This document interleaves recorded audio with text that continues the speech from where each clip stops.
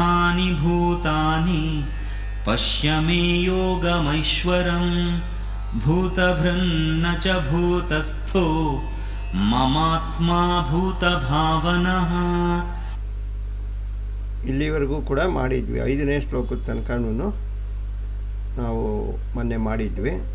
ನಚ ಮತ್ಸ್ಯಾನಿ ಭೂತಾನಿ ಪಶ್ಯ ಮೇ ಯೋಗಂ ಐಶ್ವರ್ಯಂ. 4ನೇ ಶ್ಲೋಕದಲ್ಲಿ ಎಲ್ಲರಲ್ಲಿಯೂ ಕೂಡ ನಾನು ಆತ್ಮಸ್ವರೂಪದಿಂದ ಇದ್ದೀನಿ ಅಂತ ಇಷ್ಟು ದಿನ ಹೇಳ್ತಾ ಇದ್ದ. ಈಗ ನಚ ಮತ್ಸ್ಯಾನಿ ಭೂತಾನಿ ಪಶ್ಯ ಮೇ ಯೋಗಂ ಐಶ್ವರ್ಯಂ. ಬ್ರಹ್ಮದಿಂದ ಹಿಡಿದು ಹುಲ್ಲು ಕಡ್ಡಿಯವರೆಗೆ ಯಾವ ಭೂತಗಳಲ್ಲೂ ನಾನೂ ಇಲ್ಲ, ನನ್ನಲ್ಲಿ ಯಾವ ಭೂತಗಳು ನೆಲೆಸಿಲ್ಲ ಅಂತ 5ನೇ ಶ್ಲೋಕದಲ್ಲಿ ಹೇಳ್ತಾ ಇದ್ದಾನೆ. ಅಂದರೆ ಒಂದು ಕಡೆ ಇದೆ ಅಂದರೆ ಒಂದು ಕಡೆ ಇಲ್ಲ ಅಂತ ಇದ್ದಾನೆ. ಪಶ್ಯಮೇ ಯೋಗಂ ಐಶ್ವರ್ಯಂ, ಅದೇ ಮಾಯೆ ಅನ್ನೋದು.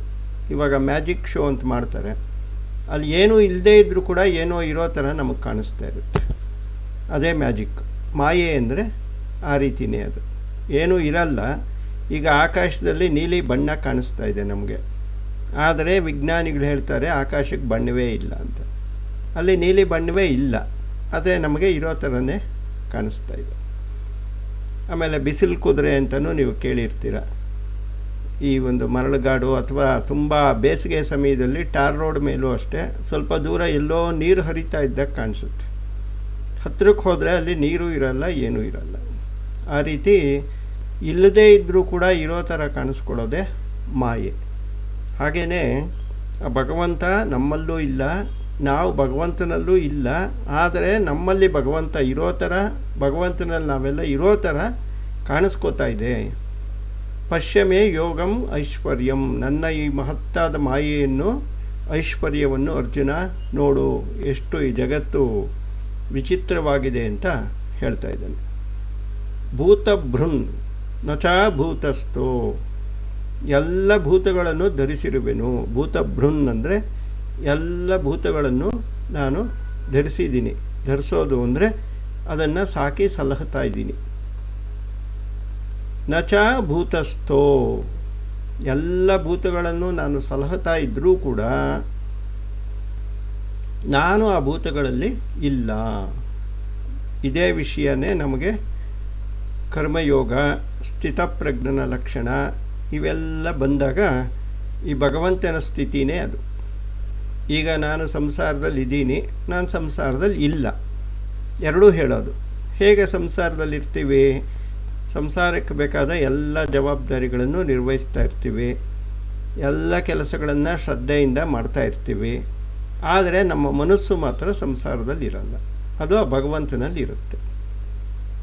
ಇದನ್ನು ಸ್ಥಿತಪ್ರಜ್ಞತೆ, ಕರ್ಮಯೋಗ ಅಂತ ಕರೀತಾರೆ. ಅದೇ ರೀತಿಯಲ್ಲೇ ಕೂಡ ಶ್ರೀಕೃಷ್ಣ ಹೇಳ್ತಾ ಇದ್ದಾನೆ, ಭೂತಭೃನ್ ನ ಚ ಭೂತಸ್ಥೋ. ನಾನು ಭೂತಭೃನ್, ಎಲ್ಲ ಭೂತಗಳನ್ನು ಧರಿಸಿದ್ದೀನಿ, ಅಂದರೆ ಈ ಜಗತ್ತನ್ನೆಲ್ಲ ಆಳ್ತಾ ಇದ್ದೀನಿ, ಧರಿಸ್ಕೊಂಡಿದ್ದೀನಿ. ನ ಚ ಭೂತಸ್ಥಃ, ಆದರೆ ನಾನು ಆ ಭೂತಗಳಲ್ಲಿ ಜೀವಸ್ವರೂಪದಲ್ಲೂ ಇಲ್ಲ, ಆತ್ಮಸ್ವರೂಪದಲ್ಲೂ ಇಲ್ಲ. ಇದೇ ಸ್ಥಿತಪ್ರಜ್ಞನ ಲಕ್ಷಣ. ಅಂದರೆ ಎಲ್ಲ ಕೆಲಸಗಳನ್ನು ಮಾಡ್ತಾ ಇರಬೇಕು, ಆದರೆ ಯಾವುದನ್ನು ನಾವು ಮಾಡ್ತಾ ಇರೋಲ್ಲ. ಇದನ್ನೇ ಅರ್ಜುನ, ಇದು ಕೃಷ್ಣ ಅರ್ಜುನನಿಗೆ ಹೇಳ್ತಾ ಇದ್ದಾನೆ, ಇದೇ ನನ್ನ ಮಹಿಮೆ, ಇದೇ ನನ್ನ ನಿಜವಾದ ಸ್ವರೂಪ. ಆದ್ದರಿಂದ ಆಧ್ಯಾತ್ಮ ಅಂದರೆ ಆ ಭಗವಂತನ ಸ್ವರೂಪವನ್ನೇ ಧರಿಸ್ಕೊಳ್ಳೋದೇ ಆಧ್ಯಾತ್ಮ. ನಾವು ಕೂಡ ಎಲ್ಲ ಕರ್ತವ್ಯಗಳನ್ನು ನಿರ್ವಹಿಸ್ತಾ ಇದ್ದರೂ ಕೂಡ ಯಾವುದನ್ನೂ ನಿರ್ವಹಿಸದೇ ಇರೋ ಥರ ಇರಬೇಕು. ಹಾಗಾದರೆ ಈ ವೇದಗಳು, ಉಪನಿಷತ್ತುಗಳೆಲ್ಲ ಅಹಂ ಬ್ರಹ್ಮಾಸ್ಮಿ, ತತ್ವಮಸಿ ಮುಂತಾದವುಗಳೆಲ್ಲ ಹೇಳುತ್ತಲ್ಲ, ಏಕೆ ಅಂದಾಗ ಮಮಾತ್ಮ ಭೂತಭಾವನಃ, ನಾನು ಪ್ರಪಂಚದ ಜೀವಗಳಲ್ಲಿ ಇಲ್ಲದೇ ಇದ್ದರೂ ಕೂಡ ಅಹಂಕಾರವೆನ್ನುವ ಅಜ್ಞಾನದಿಂದ ನನ್ನನ್ನು ತಮ್ಮ ಆತ್ಮ ಎಂದು ಮನುಷ್ಯರು ಭಾವಿಸ್ತಾ ಇದ್ದಾರೆ.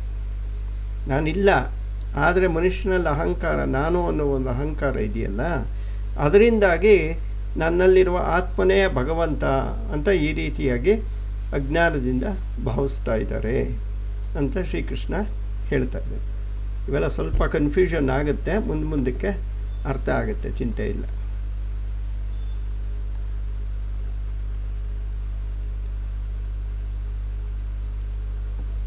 ನ ಚ ಮತ್ಸ್ಥಾನಿ ಭೂತಾನಿ ಪಶ್ಯ ಮೇ ಯೋಗಮೈಶ್ವರಂ ಭೂತಭೃನ್ನ ಚ ಭೂತಸ್ಥೋ ಮಮಾತ್ಮ ಭೂತಭಾವನಃ. ಯಾವುದೋ ಮಿಸ್ಟೇಕ್ ಆಗಿ ಬಂದಿದೆ, ಇರಲಿ. ಈಗ ಹಿಂದಿನ ಶ್ಲೋಕದಲ್ಲಿ ಹೇಳ್ತಾ ಇದ್ದಾನೆ, ನಾನು ಎಲ್ಲ ಜಗತ್ತನ್ನು ಧರಿಸಿದ್ರೂ ಕೂಡ, ಆಳ್ತಾ ಇದ್ದರೂ ಕೂಡ ನಾನು ಅವುಗಳಲ್ಲಿ ಇಲ್ಲ ಅಂತ ಹೇಳ್ತಾ ಇದ್ದಾನೆ.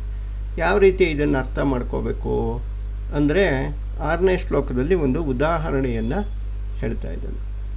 ಯಥಾ ಆಕಾಶಸ್ಥಿತೋ ನಿತ್ಯಂ ವಾಯು ಸರ್ವತ್ರ ಗೋ ಮಹಾನ್. ಈಗ ಆಕಾಶ ಇದೆ, ಆಕಾಶದಲ್ಲಿ ದೊಡ್ಡದಾದ ಗಾಳಿ, ಮಹಾನ್ ಅಂದರೆ ಅತ್ಯಂತ ದೊಡ್ಡದು. ಆ ಒಂದು ಗಾಳಿ ಎಲ್ಲ ಕಡೆಯೂ ಚಲಿಸ್ತಾ ಇರುತ್ತೆ ಆಕಾಶದಲ್ಲಿ. ನಾವೇ ಅನುಭವಿಸ್ತಾ ಇದ್ದೀವಿ, ನಾವೇ ನೋಡ್ತಾ ಇದ್ದೀವಿ. ಆಕಾಶದಲ್ಲಿ ಗಾಳಿ ಎಲ್ಲ ಕಡೆಗೂ ಚಲಿಸ್ತಾ ಇರುತ್ತೆ. ಯಥಾ ಆಕಾಶಸ್ಥಿತೋ, ಹೇಗೆ ಆಕಾಶದಲ್ಲಿ ಗಾಳಿ ನಿಂತಿರುತ್ತೋ. ಈಗ ಆಕಾಶದಲ್ಲಿ ಗಾಳಿ ಇದೆ, ಗಾಳಿಯು ಎಲ್ಲ ಕಡೆಗೂ ಚಲಿಸ್ತಾ ಇದೆ, ಆದರೆ ಗಾಳಿ ಆಕಾಶಕ್ಕೆ ಅಂಟ್ಕೊಂಡಿರಲ್ಲ. ಆಕಾಶದಲ್ಲಿದೆ, ಅದೆಲ್ಲ ಕಡೆಗೂ ಚಲಿಸ್ತಾ ಇದೆ, ಆದರೆ ಗಾಳಿ ಆಕಾಶಕ್ಕೆ ಅಂಟ್ಕೊಂಡಿರಲ್ಲ. ಯಾಕೆಂದರೆ ಅಂಟ್ಕೊಂಬಿಟ್ರೆ ಚಲಿಸೋಕ್ಕಾಗಲ್ಲ. ಇವಾಗ ಯಾವುದಾದ್ರು ಒಂದು ವಸ್ತು ಇನ್ನೊಂದು ವಸ್ತುಗೆ ಅಂಟ್ಕೊಂಡ್ರೆ ಅದು ಚಲಿಸೋಕ್ಕಾಗಲ್ಲ, ಅದನ್ನು ಜೊತೆಗೆ ಎತ್ಕೊಂಡು ಹೋಗ್ಬೇಕಾಗುತ್ತೆ. ಆದರೆ ಇಲ್ಲಿ ಆಕಾಶದ ಪಾಡಿಗೆ ಆಕಾಶ ಇದೆ, ಗಾಳಿ ಪಾಡಿಗೆ ಗಾಳಿ ಇದೆ, ಅದ್ರ ಪಾಡಿಗೆ ಅದಿದೆ, ಇದ್ರ ಪಾಡಿಗೆ ಇದಿದೆ, ಆದರೂ ಒಂದರೊಳಗಡೆ ಒಂದಿದೆ. ಈ ರೀತಿಯಲ್ಲೇ ಭಗವಂತ ಈ ಜಗತ್ತಿನಲ್ಲಿದ್ದಾನೆ ಅಂತ ಅರ್ಥ ಮಾಡ್ಕೋಬೇಕು. ಅದಕ್ಕೋಸ್ಕರ ಇಲ್ಲಿ ಒಂದು ಉದಾಹರಣೆಯನ್ನು ಹೇಳ್ತಾ ಇದ್ದಾರೆ. ಹೇಗೆ ಮಹಾವಾಯುವು ಆಕಾಶದಲ್ಲೇ ನಿತ್ಯವೂ ಎಲ್ಲ ಕಡೆಯಲ್ಲೂ ಆಕಾಶಕ್ಕೆ ಅಂಟಿಕೊಳ್ಳದೆ ಚಲಿಸುತ್ತಿರುವುದೋ, ಅದೇ ರೀತಿಯಲ್ಲಿ ನಾನು ಯಾವುದಕ್ಕೂ ಅಂಟಿಕೊಳ್ಳದೆ ಈ ಜಗತ್ತನ್ನು ಸಾಕ್ತಾ ಇದ್ದೀನಿ, ಈ ಜಗತ್ತನ್ನು ಸೃಷ್ಟಿ ಮಾಡ್ತೀನಿ, ಈ ಜಗತ್ತನ್ನು ಭರಿಸ್ತೀನಿ, ಈ ಜಗತ್ತನ್ನು ಲಯ ಮಾಡ್ತೀನಿ. ಆದರೂ ಕೂಡ ಈ ಜಗತ್ತಿಗೂ ನನಗೂ ಯಾವ ಸಂಬಂಧವೂ ಇಲ್ಲ, ನಾನು ಯಾವ ರೀತಿಯಲ್ಲೂ ಕೂಡ ಈ ಜಗತ್ತಿಗೆ ಅಂಟಿಕೊಂಡಿಲ್ಲ ಅಂತ ಹೇಳ್ತಾ ಇದ್ದಾನೆ. ಯಥಾ ಆಕಾಶಸ್ಥಿತೋ ನಿತ್ಯಂ ವಾಯು ಸರ್ವತ್ರ ಗೋ ಮಹಾನ್ ತಥಾ ಸರ್ವಾಣಿ ಭೂತಾನಿ ಮತ್ಸ್ಯಾನಿ ಉಪಧಾರಯ. ಅದೇ ರೀತಿಯಲ್ಲಿ ಕೂಡ ಎಲ್ಲ ಭೂತಗಳು ನನ್ನಲ್ಲಿ ನನಗೆ ಅಂಟಿಕೊಳ್ಳದೆ, ನನಗೆ ಯಾವ ಸಂಬಂಧವೂ ಇಲ್ಲದೆ ಚಲಿಸುತ್ತಿವೆ. ಚಲಿಸ್ತಾ ಇದೆ ಅಂದರೆ ಹುಟ್ಟಿ ಹುಟ್ಟಿ ಭೂತ್ವಾ ಪ್ರಲೀಯತೆ, ಹುಟ್ಟು ಸಾವುಗಳದ್ದು ಜಗತ್ತಿನಲ್ಲಿ ಈ ಚಕ್ರ ನಡೀತಾ ಇದೆಯಲ್ಲ, ಈ ಚಕ್ರಕ್ಕೂ ಭಗವಂತನಿಗೂ ಸಂಬಂಧ ಇಲ್ಲ, ನನಗೂ ಅದಕ್ಕೂ ಸಂಬಂಧ ಇಲ್ಲ, ಆದರೆ ನನ್ನಲ್ಲೇ ಇದೆ. ಹೇಗೆ ಆಕಾಶದಲ್ಲಿ ಗಾಳಿ ಇದ್ದಾಗೆ ಅದೇ ರೀತಿಯಲ್ಲಿ ಕೂಡ ನಾವು ಕೂಡ ಸಂಸಾರ ಅಂದರೆ ಇರಬೇಕು, ಆದರೆ ಇರಬಾರ್ದು. ಎರಡನ್ನೂ ಹೇಳೋದೇ ಈ ಒಂದು ಮಹಾತ್ಮೆ. ಇದೇ ಐಶ್ವರ್ಯ ಅಂದರೆ ಅತ್ಯಂತ ಆಶ್ಚರ್ಯಕರವಾದ ವಿಷಯ. ಆ ಭಗವಂತ ಹೇಗೆ ಜೀವನ ಮಾಡ್ತಾ ಇದ್ದಾನೆ, ನಾವು ಕೂಡ ನಮ್ಮ ಜೀವನವನ್ನು ಅದೇ ರೀತಿಯಲ್ಲೇ ಯಾವುದಕ್ಕೂ ಅಂಟಿಕೊಳ್ಳದೆ ನಡೆಸ್ತಾ ಇರಬೇಕು. ಎಲ್ಲ ಇರಬೇಕು, ಯಾವುದೂ ಇಲ್ಲ ಅಂತ ಹೇಳುವಾಗಿಲ್ಲ. ಎಲ್ಲವೂ ನಮ್ಮಲ್ಲಿದೆ, ನಾವು ಎಲ್ಲದರಲ್ಲೂ ಇದ್ದೀವಿ, ಆದರೆ ನಾವು ಯಾವುದರಲ್ಲೂ ಇಲ್ಲ. ಇದು ಅದರ ಅರ್ಥ.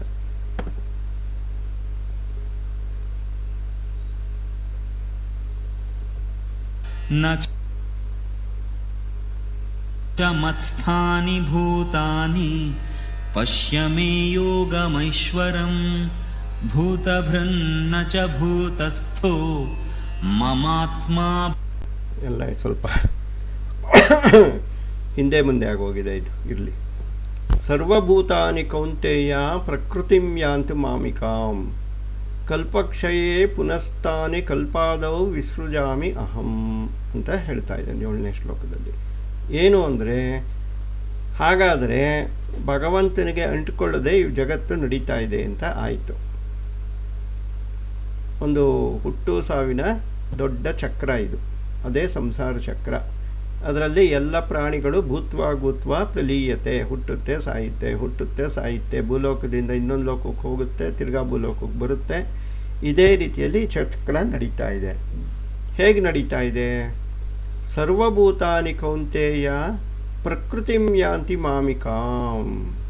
ಈ ಭಗವಂತ ಈ ಜಗತ್ತಿನ ಚಕ್ರ ನಡೀಬೇಕು ಅಂತ ಆ ಪರಬ್ರಹ್ಮ ಏನು ಮಾಡಿದ್ದಾನೆ ಅಂದರೆ ತಾನೇನು ಅಂಟಿಸ್ಕೊಂಡು ಮಾಡೋಕ್ಕೆ ಹೋಗಲ್ಲ. ಅವನು ತ್ರಿಗುಣಾತ್ಮಕ ಒಂದು ಮಾಯೆಯನ್ನು ಸೃಷ್ಟಿ ಮಾಡಿದ್ದಾನೆ.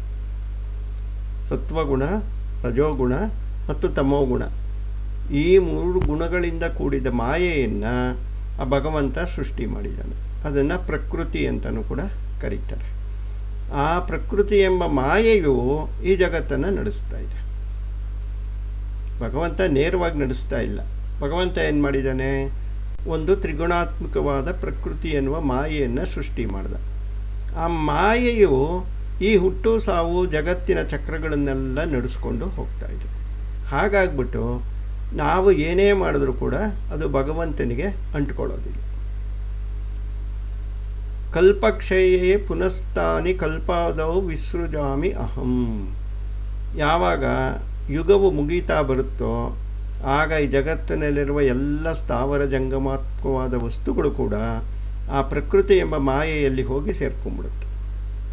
ಎಲ್ಲೋಗುತ್ತಪ್ಪ, ಯುಗ ಮುಗೀತು, ಪ್ರಳಯ ಆಯಿತು, ಎಲ್ಲೋಗ್ತೀವಿ ನಾವೆಲ್ಲ ಅಂದರೆ ಆ ಪ್ರಕೃತಿ ಎಂಬ ಮಾಯೆಯಲ್ಲಿ ಹೋಗಿ ಸೇರ್ಕೊಂಡ್ಬಿಡ್ತೀವಿ, ಅಲ್ಲೇ ಇರ್ತೀವಿ.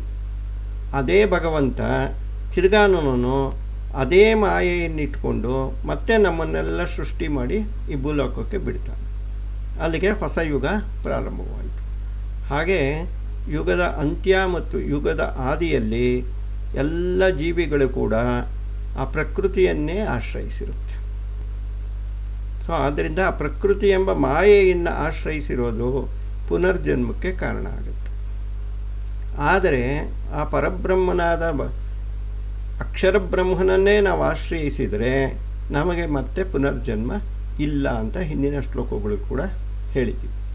ಆದ್ದರಿಂದ ಅವನನ್ನು ಆಶ್ರಯಿಸಿದರೆ ಮೋಕ್ಷ, ಮತ್ತು ಈ ಮಾಯೆಯನ್ನು ಸತ್ವ ರಜಸ್ತಮೋ ಗುಣಗಳಿಂದ ಕೂಡಿದ ಪ್ರಕೃತಿ ಎನ್ನುವ ಮಾಯೆಯನ್ನು ಆಶ್ರಯಿಸಿದರೆ ಪುನರ್ಜನ್ಮ. ಭಗವಂತ ಎಲ್ಲವೂ ಕೂಡ ಮತ್ತೆ ಆ ಮಾಯೆಯಲ್ಲೇ ಸೇರಿಕೊಳ್ಳುತ್ತೆ. ಭಗವಂತ ಅದೇ ಮಾಯೆಯನ್ನು ಉಪಯೋಗಿಸ್ಕೊಂಡು ಅದರಿಂದ ಮತ್ತೆ ಸೃಷ್ಟಿ ಮಾಡಿ ಈ ಜಗತ್ತನ್ನು ಸೃಷ್ಟಿ ಮಾಡ್ತಾನೆ.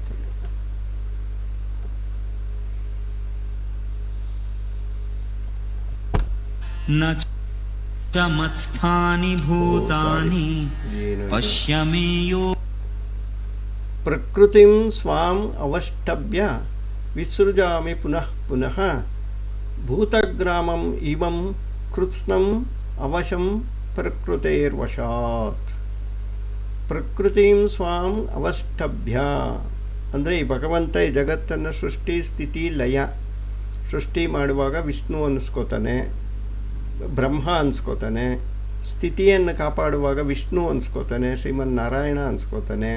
ಹಾಗೆ ಲಯ ಮಾಡುವಾಗ ಈಶ್ವರ ಪರಮೇಶ್ವರ ಅನ್ಸ್ಕೋತಾನೆ. ಮೂವರು ಕೂಡ ಪರಬ್ರಹ್ಮನೇ. ಇವನು ಈ ಒಂದು ಅಕ್ಷರ ಬ್ರಹ್ಮ ಜಗತ್ತನ್ನು ಎಲ್ಲಿಂದ ಸೃಷ್ಟಿ ಮಾಡ್ತಾನೆ ಅಂದರೆ ಪ್ರಕೃತಿಂ ಸ್ವಾಂ ಅವಷ್ಟಭ್ಯ, ಈ ತ್ರಿಗುಣಾತ್ಮಕವಾದ ಮಾಯೆಯನ್ನು ಬಳಸಿಕೊಂಡೇ ಮತ್ತೆ ಮತ್ತೆ ಈ ಲೋಕವನ್ನು ಸಮಸ್ತ ಭೂತಗಳನ್ನು ಸೃಷ್ಟಿ ಮಾಡ್ತಾ ಇರ್ತಾನೆ. ಆ ಭೂತಗಳು ಎಲ್ಲಿವರೆಗೂ ಯುಗ ಇರುತ್ತೋ ಅಲ್ಲಿವರೆಗೂ ಹುಟ್ಟಿ ಸಾವು ಮಾಡಿಕೊಂಡಿದ್ದು ಕೊನೆಗೆ ಯುಗವು ಅಂತ್ಯವಾದಾಗ ಅದೇ ಮಾಯೆಯಲ್ಲಿ ಹೋಗಿ ಸೇರ್ಕೊಂಡ್ಬಿಡುತ್ತೆ. ಹಾಗಾದರೆ ಕೃತ್ಸ್ನಂ ಅವಶಂ ಪ್ರಕೃತೇರ್ವಶ ಭೂತಗ್ರಾಮಮಿದಂ. ಭೂತಗ್ರಾಮ ಅಂದರೆ ಎಲ್ಲ ಜೀವ ಶರೀರಗಳು, ಆನೆದಿರ್ಬೋದು, ಒಂದು ನಾಯಿದಿರ್ಬೋದು, ಸೊಳ್ಳೆ ಇರ್ಬೋದು, ಮನುಷ್ಯನಿರ್ಬೋದು, ಮರ ಗಿಡ ನದಿ ಸಮುದ್ರ ಎಲ್ಲವೂ ಭೂತಗಳೇ, ಶರೀರಗಳೇ. ಅವುಗಳ ಗುಂಪನ್ನು ಭೂತಗ್ರಾಮ ಅಂತ ಕರೀತಾರೆ.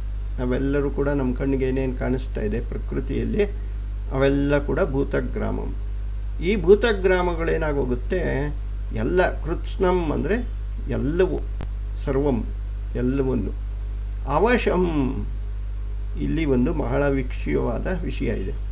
ಅವಶಂ ಅಂದರೆ ನಮಗೆ ಮೈಮೇಲೆ ಜ್ಞಾನ ಇಲ್ದಿರಾ ಅಥವಾ ನಮಗೆ ಸ್ವತಂತ್ರವೇ ಇಲ್ಲದಿರಾ ಪರವಶರಾಗಿ ಮೋಹಿತರಾಗಿ ಅವಶಂ ಪ್ರಕೃತೇರ್ವಶಾತ್, ಆ ತ್ರಿಗುಣಾತ್ಮಕವಾದ ಮಾಯೆಗೆ ವಶರಾಗಿ ಮತ್ತೆ ಮತ್ತೆ ಹುಟ್ಟುತ್ತಾ ಇರ್ತೀವಿ, ಸಾಯ್ತಾ ಇರ್ತೀವಿ. ಇಲ್ಲಿ ಒಂದು ಮಾಮೂಲಿ ಪ್ರಶ್ನೆ ಬರುತ್ತೆ, ಹಾಗಾದರೆ ಮನುಷ್ಯನಿಗೆ ಸ್ವತಂತ್ರವೇ ಇಲ್ಲವೇ? ನಾವು ಏನು ಬೇಕೋ ಮಾಡಿಕೊಂಡು ನಾವು ಹೇಗೆ ಬೇಕೋ ಹಾಗೆ ಜೀವನ ಮಾಡ್ಕೋಬೋದಾ? ಅಥವಾ ಆ ಪ್ರಕೃತಿಯಿಂದ ನಮಗೇನು ಬಂದಿರುತ್ತೋ ಅಷ್ಟೇ ಅನುಭವಿಸ್ಬೇಕಾ? ಇದೊಂದು ಪ್ರಶ್ನೆ ಜಗತ್ತಲ್ಲಿ ಎಲ್ಲರಲ್ಲಿ ಕೂಡ ಮತ್ತೆ ಮತ್ತೆ ಬರ್ತಾ ಇರುತ್ತೆ. ಈ ಪ್ರಶ್ನೆಗೆ ಉತ್ತರ ಹುಡ್ಕೊಂಡು ಹೋದ್ರೇ ಜನ ಆಧ್ಯಾತ್ಮಕ್ಕೆ ಬರೋದು. ಇವಾಗ ಸ್ವತಂತ್ರರ ನಾವು ಅಂದರೆ ಯೋಚನೆ ಮಾಡಬೇಕು. ಅಂದರೆ ನಮ್ಗೆ ಏನೇನು ಬೇಕೋ ಎಲ್ಲ ನಮಗೆ ಸಿಗುತ್ತಾ? ನಾವೇನೇನು ಅನ್ಕೋತೀವೋ ಎಲ್ಲ ನಮ್ಮ ಕೈಯಲ್ಲಿ ಮಾಡೋಕ್ಕಾಗುತ್ತಾ ಅಂತ ಒಂದು ಉತ್ತರ ಏನು ಹೇಳುತ್ತೆ ಭಗವದ್ಗೀತೆ. ಇಲ್ಲ, ನೀನು ಏನೇನು ಅನ್ಕೋತೀಯೋ ಎಲ್ಲ ಮಾಡೋಕ್ಕಾಗಲ್ಲ. ಅಕಸ್ಮಾತ್ ಅದೃಷ್ಟದಿಂದ ಕೆಲವು ಆಗ್ಬೋದು, ಕೆಲವು ಆಗದಿರೋನು ಇರ್ಬೋದು. ಆದ್ದರಿಂದ ಅವಶಂ ಅಂದರೆ ಮನುಷ್ಯ ಸ್ವತಂತ್ರನಲ್ಲ, ಆ ಪ್ರಕೃತಿಗೆ ಅಧೀನನಾಗಿ ಜೀವನ ಮಾಡ್ತಾ ಇರ್ತಾನೆ. ಆ ಪ್ರಕೃತಿಯೂ ಕೂಡ ಹೇಗೆ ನಾವೇನು ಹಿಂದಿನ ಜನ್ಮದಲ್ಲಿ ಮಾಡಿರ್ತೀವೋ ಅದನ್ನೇ ಕೊಡುತ್ತೆ. ಅದು ಕೂಡ ಪ್ರಕೃತಿ ತಾನಾಗಿ ತಾನೇನು ಕೊಡೋಕ್ಕೆ ಹೋಗಲ್ಲ. ಆದ್ದರಿಂದ ನಮ್ಮ ಜೀವನವನ್ನು ನಾವು ಏನು ಬೇಕೋ ಅದು ಮಾಡ್ಕೋಬೇಕು ಅಂದರೆ ಈ ಜನ್ಮದಲ್ಲಿ ಫೌಂಡೇಶನ್ ಹಾಕ್ಕೊಂಡ್ರೆ ಮುಂದಿನ ಜನ್ಮದಲ್ಲಿ ಸಿಗುತ್ತೆ. ಈಗ ನಾನು ಕೋಟ್ಯಾಧೀಶ್ವರನಾಗಬೇಕು, ಸಾಹುಕಾರನಾಗಬೇಕು ಅಂದರೆ ಈ ಜನ್ಮದಲ್ಲಿ ದಾನ ಧರ್ಮಾದಿಗಳನ್ನು ಮಾಡಿದ್ರೆ ಮುಂದಿನ ಜನ್ಮದಲ್ಲಿ ಅದು ಆಸೆ ನೆರವೇರುತ್ತೆ. ಈ ಜನ್ಮದಲ್ಲಿ ಖಂಡಿತ ಆಗಲ್ಲ. ಏಕೆ ಅಂದರೆ ಈ ಜನ್ಮದಲ್ಲಿ ಅನುಭವಿಸ್ತಾ ಇರೋದೆಲ್ಲ ಹಿಂದಿನ ಜನ್ಮದ ಫಲಗಳು. ಹಾಗೆ ಮುಂದೆ ಚೆನ್ನಾಗಿರಬೇಕು ಅಂದ್ಬಿಟ್ಟು ಇವಾಗ ಒಳ್ಳೆಯ ಕೆಲಸಗಳನ್ನು ಮಾಡಬೇಕು. ಸಾಮಾನ್ಯವಾಗಿ ಜನಗಳು ಅಯ್ಯೋ ಅದು ಕಾಣಿಸಲ್ಲ ಕೇಣಿಸಲ್ಲ, ಅದು ಎಲ್ಲಿದೆಯೋ ಏನಾಗುತ್ತೋ, ಇವಾಗ ಚೆನ್ನಾಗಿ ತಿಂದು ಉಂಡು ಆರಾಮಾಗಿರೋಣ ಅಂತ ತಪ್ಪುಗಳು ಮಾಡ್ತಾನೆ ಇರ್ತಾರೆ.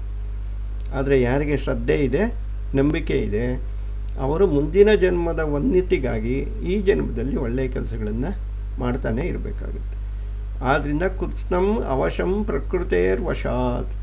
ಎಲ್ಲರೂ ಕೂಡ ಒಬ್ಬ ಒಳ್ಳೆಯವನೇ ಇರ್ಬೋದು, ಕೆಟ್ಟನವನೇ ಇರ್ಬೋದು, ಸಾಹುಕಾರರೇ ಇರ್ಬೋದು, ಬಡವರೇ ಇರ್ಬೋದು, ಏನಾದರೂ ಆಗಿರಲಿ ನಮ್ಮ ಜೀವನ, ಅವೆಲ್ಲವೂ ಕೂಡ ಪರವಶಂ, ನಮಗೆ ಸ್ವತಂತ್ರವಿಲ್ಲದೆ ಆಗ್ತಾ ಇರೋದು. ನಾವು ಅಂದ್ಕೊಂಡಿದ್ದಾಗೋದಿಲ್ಲ. ಆದ್ದರಿಂದ ಪ್ರಕೃತಿಗೆ ನಾವೆಲ್ಲರೂ ಕೂಡ ವಶರಾಗಿದ್ದೀವಿ. ಯಾವಾಗ ಪ್ರಕೃತಿ ಕರೆಯುತ್ತೆ ಅವತ್ತು ನಾವೆಲ್ಲ ಹೋಗಬೇಕು. ಯಾವತ್ತು ನಮ್ಮನ್ನು ಪ್ರಕೃತಿ ಬಿಡುತ್ತೆ ಅವತ್ತೆಲ್ಲ ನಾವು ಭೂಲೋಕಕ್ಕೆ ಬರಬೇಕು. ಈ ಮಧ್ಯದ ಜೀವನದಲ್ಲಿ ಅದೇನು ಕೊಡುತ್ತೋ ಅದನ್ನು ಅನುಭವಿಸ್ಬೇಕು. ಇದರಲ್ಲಿ ಚೆನ್ನಾಗಿರಬೇಕು ಅಂದರೆ ಮುಂದಿನ ಜನ್ಮಕ್ಕೆ ಈ ಜನ್ಮದಲ್ಲಿ ಸಿದ್ಧತೆಗಳನ್ನು ಮಾಡ್ಕೋಬೇಕು. ಆದ್ದರಿಂದ ತಮ್ಮ ತಮ್ಮ ಪ್ರಾರಬ್ಧ ಕರ್ಮಕ್ಕೆ ವಶರಾಗಿ ಎಲ್ಲರೂ ಅಸ್ವತಂತ್ರರಾಗಿ ಸಂಸಾರದಲ್ಲಿ ಸಿಲುಕುತ್ತಾರೆ ಎಂದು ಅಭಿಪ್ರಾಯ ಶ್ರೀಕೃಷ್ಣದ್ದು. ಯಾರೂ ಬೇಕು ಅನಿಸಿಕಲ್ಲ, ಅದು ಅಸ್ವತಂತ್ರ. ಇದರಲ್ಲಿ ಪರಬ್ರಹ್ಮನ ಪಾತ್ರವೇನೂ ಇಲ್ಲ. ಇವಾಗ ಸುಮಾರು ಸರಿ ನಾವು ಮಾತಾಡ್ತಾ ಇರ್ತೀವಿ, ಯಪ್ಪ ದೇವ್ರಿಗೆ ಏನು ಕಣ್ಣೇ ಇಲ್ಲ, ಈ ಪಾಟಿ ಕಷ್ಟ ಕೊಡ್ತಾನೆ, ಈ ರೀತಿ ಮಾಡ್ತಾನೆ, ಒಳ್ಳೆಯವರು ಇರ್ತಾರೆ, ಕೆಟ್ಟವ್ರನ್ನ ಯಾಕೆ ಸೃಷ್ಟಿ ಮಾಡಬೇಕೆಲ್ಲ ಒಳ್ಳೆಯವ್ರನ್ನ ಸೃಷ್ಟಿ ಮಾಡಿಬಿಟ್ಟಿದ್ದಿದ್ರೆ ಎಷ್ಟು ಚೆನ್ನಾಗಿರೋದು, ಬಡತನ ಯಾಕೆ ಬೇಕು, ಎಲ್ಲರಿಗೂ ದುಡ್ಡು ಕಾಸು ಕೊಟ್ಬಿಟ್ಟಿದ್ದಿದ್ರೆ ಚೆನ್ನಾಗಿರೋದು, ಈ ರೀತಿಯೆಲ್ಲ ಯೋಚಿಸ್ತಾ ಇದ್ದೀವಲ್ಲ. ಶ್ರೀಕೃಷ್ಣ ಹೇಳ್ತಾ ಇದ್ದಾನೆ, ಇದರಲ್ಲಿ ಪರಬ್ರಹ್ಮನ ಪಾತ್ರ ಏನೂ ಇಲ್ಲಪ್ಪ. ನಾನು ಪ್ರಕೃತಿಯನ್ನು ಸೃಷ್ಟಿ ಮಾಡಿದ್ದೀನಿ, ಅದರೊಳಗಡೆ ನಿಮ್ಮನ್ನು ಬಿಟ್ಟಿದ್ದೀನಿ, ನೀವು ಹೇಗೆ ಬೇಕೋ ಹಾಗೆ ಜೀವನ ಮಾಡ್ಕೊಳ್ಳೋದಕ್ಕೆ ನೀವು ಸ್ವತಂತ್ರರು. ಆದರೆ ಈ ಜನ್ಮದಲ್ಲೇ ಅದು ಸಿಗಲ್ಲ. ಮುಂದಿನ ಜನ್ಮದಲ್ಲಿ ನೀವು ಫೌಂಡೇಶನ್ ಹಾಕ್ಕೊಂಡು ರೆಡಿ ಮಾಡ್ಕೊಳ್ಳೋಕ್ಕೆ ನೀವು ಸ್ವತಂತ್ರರು.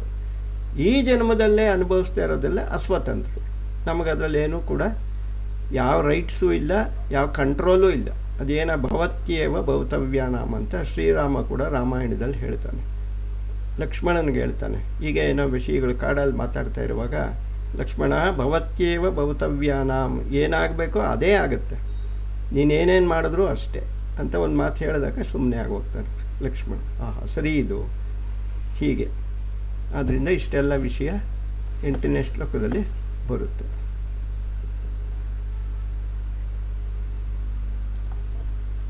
ನ ಚ ಮತ್ಸ್ಥಾನಿ ಭೂತಾನಿ ಪಶ್ಯ ಮೇ ಯೋಗಮ.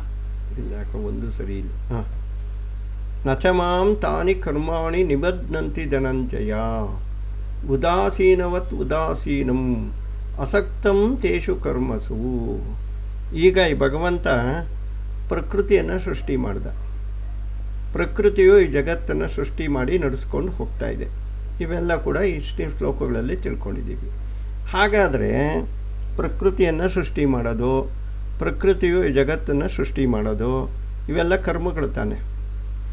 ಹಾಗಾದರೆ ಈ ಕರ್ಮದ ಫಲವನ್ನು ಭಗವಂತ ಕೂಡ ಅನುಭವಿಸ್ಬೇಕಲ್ಲ. ಯಾಕೆಂದರೆ ಕರ್ಮಕ್ಕೆ ಫಲ ಇದೆ, ಇದರಲ್ಲಿ ಅನುಮಾನವೇ ಇಲ್ಲ, ಯಾರು ಮಾಡಿದ್ರೂ ಅಷ್ಟೇ. ಹಾಗಾದರೆ ನಚಮಾಂ ತಾನಿ ಕರ್ಮಾಣಿ ನಿಬಧ್ನಂತಿ ಧನಂಜಯ ಅಂತ ಶ್ರೀಕೃಷ್ಣ ಹೇಳ್ತಾ ಇದ್ದಾನೆ. ಈಗ ಪ್ರಕೃತಿಯನ್ನು ಸೃಷ್ಟಿ ಮಾಡ್ದ, ಪ್ರಕೃತಿಯು ಜಗತ್ತನ್ನು ಸೃಷ್ಟಿ ಮಾಡ್ತು. ಇದರಲ್ಲಿ 108 ಕಷ್ಟ ಸುಖ ಸಾವು ನೋವು ಏನೇನೋ ಇರುತ್ತೆ. ಇವೆಲ್ಲದಕ್ಕೂ ಕರ್ಮಕ್ಕೆ ಫಲವನ್ನು ಆ ಪರಬ್ರಹ್ಮ ಅನುಭವಿಸ್ತಾನ ಅಂದರೆ ಇಲ್ಲ. ನಾ ನಿಬಧ್ನಂತಿ ಧನಂಜಯ. ಧನಂಜಯ, ಅರ್ಜುನ, ಈ ಜಗತ್ತಿನ ಇಷ್ಟು ಕರ್ಮಗಳನ್ನು ನಾನು ಮಾಡ್ತಾಯಿದ್ರೂ ಕೂಡ ನನ್ನನ್ನು ಅದು ಕಟ್ಟಿ ಹಾಕುವುದಿಲ್ಲ, ನನ್ನನ್ನು ಕರ್ಮಫಲಗಳಿಂದ ಬಂಧಿಸುವುದಿಲ್ಲ. ನಾನು ಮುಕ್ತ. ಯಾಕೆ ಅಂದರೆ ನಾನು ಇಷ್ಟೆಲ್ಲ ಕೆಲಸ ಕೂತ್ಕೊಂಡು ಮಾಡ್ತಾ ಇರಬೇಕಾದ್ರೆ ಹೇಗೆ ಮಾಡ್ತೀನಪ್ಪ? ಉದಾಸೀನಃ. ನಾನು ಅತ್ಯಂತ ಉದಾಸೀನಾಗಿ ಮಾಡ್ತೀನಿ. ಒಂದು ಕೆಲಸ ಮಾಡ್ತಾಯಿದ್ದೀನಿ, ಅದರಿಂದ ನಾನು ಏನನ್ನೂ ಕೂಡ ಬಯಸೋದಿಲ್ಲ. ಉದಾಸೀನ ಅಂದರೆ ಗೊತ್ತಿದೆಯಲ್ಲ, ನಾವೇ ಕನ್ನಡದಲ್ಲಿ ಮಾತಾಡ್ತಾ ಇರ್ತೀವಿ, ಒಂಥರ ನಿರ್ಲಕ್ಷ್ಯ ಮಾಡೋದು. ಆದರೆ ಕೆಲಸ ಚೆನ್ನಾಗಿ ಮಾಡ್ತಾ ಇರೋದು, ಪರ್ಫೆಕ್ಟಾಗಿ ಮಾಡ್ತಾ ಇರೋದು, ಆದರೆ ಅದನ್ನು ನಿರ್ಲಕ್ಷ್ಯ ಮಾಡ್ತಾ ಇರೋದು. ಸೊ ಆ ರೀತಿ ಭಗವಂತ ಉದಾಸೀನಃ, ಅತ್ಯಂತ ನಿರ್ಲಕ್ಷ್ಯದಿಂದ ಮಾಡ್ತಾನೆ. ಅಸಕ್ತಃ ಅಂದರೆ ಫಲಸಂಗರಹಿತನೂ ಅಭಿಮಾನ ವರ್ಜಿತನೂ ಆಗಿರುತ್ತೇನೆ. ಅಂದರೆ ಈ ಜಗತ್ತನ್ನು ಸೃಷ್ಟಿ ಮಾಡಿದ್ದೀನಿ, ಈ ಪ್ರಕೃತಿಯನ್ನು ಸೃಷ್ಟಿ ಮಾಡಿದ್ದೀನಿ, ಅದರಿಂದ ನನಗೇನಾದರೂ ಬರುತ್ತಾ ಅಂದರೆ ಇಲ್ಲ. ಭಗವಂತ ಆ ರೀತಿ ಯೋಚನೆ ಮಾಡೋದೇ ಇಲ್ಲ. ಅವನಿಗೆ ಅದರಿಂದ ಏನೂ ಬೇಕಾಗಿಲ್ಲ. ಫಲಸಂಗರಹಿತ. ಆಮೇಲೆ ಅಭಿಮಾನ ವರ್ಜಿತ. ನಾನು ಎನ್ನುವ ಭಾವನೆಯು ಭಗವಂತನಲ್ಲಿಲ್ಲ. ಆದ್ದರಿಂದ ಇಷ್ಟೆಲ್ಲ ಭಗವಂತ ಸೃಷ್ಟಿಯನ್ನು ಮಾಡ್ತಾಯಿದ್ರೂ ಕೂಡ ಅವನನ್ನು ಯಾವ ಕರ್ಮಗಳು ಕೂಡ ಬಂಧಿಸೋದಿಲ್ಲ. ಇವೆಲ್ಲ ಏನಕ್ಕೆ ಹೇಳ್ತಾ ಇದ್ದಾನೆ ಅಂದರೆ, ನೀನು ಇದೇ ಥರ ಇರು ಅಂತ ನಮಗೆಲ್ಲ ಹೇಳ್ತಾ ಇರೋದ ಭಗವಂತ. ನೀವು ಕೂಡ ಕರ್ಮಗಳನ್ನು ಮಾಡುವಾಗ ಏನು ಮಾಡಬೇಕು? ಉದಾಸೀನಃ. ಅತ್ಯಂತ ಇವಾಗ ನೋಡಿ, ಭಗವಂತನ ಸೃಷ್ಟಿ ಎಷ್ಟು ಅಚ್ಚುಕಟ್ಟಾಗಿದೆ. ಕಾಲಕ್ಕೆ ಮಳೆ, ಕಾಲಕ್ಕೆ ಬೆಳೆ, ಗಾಳಿ ಬೀಸ್ತಾ ಇರುತ್ತೆ, ಬೆಂಕಿ ಉರಿ. ಒಂದು ದಿನ ಆದರೂ ನಿಂತಿದೆಯಾ? ಇಲ್ಲ. ಅಷ್ಟೆಲ್ಲ ಮಾಡ್ತಾಯಿದ್ರು ಕೂಡ ಭಗವಂತನಿಗೆ ನಿರ್ಲಕ್ಷ್ಯ. ನನಗೇನಾಗಬೇಕಾಗಿದೆ ಅದನ್ನು ಮಾಡಿ, ಆದರೆ ಮಾಡೋ ಕೆಲಸ ಅಚ್ಚುಕಟ್ಟಾಗಿ ಮಾಡ್ತಾಯಿದ್ದೀನಪ್ಪ. ಸಂಸಾರನೂ ಹೀಗೆ ಮಾಡಬೇಕು. ಅಸಕ್ತಃ ಫಲಸಂಗರಹಿತನು. ಆ ಫಲದಿಂದ ನನಗೆ ಏನೂ ಬೇಕಾಗಿಲ್ಲ. ಅಭಿಮಾನಿ ವರ್ಜಿತ. ನಾನು ಅನ್ನುವ ಅಹಂಕಾರವನ್ನು ಮೊದಲು ತೆಗೆದುಹಾಕಬೇಕು. ಕೆಲಸವನ್ನು ಮಾಡ್ತಾ ಇರಬೇಕು, ನಾನು ಮಾಡ್ತಾಯಿದ್ದೀನಿ ಅನ್ನೋ ಭಾವನೆ ನಮಗೆ ಇರಬಾರ್ದು.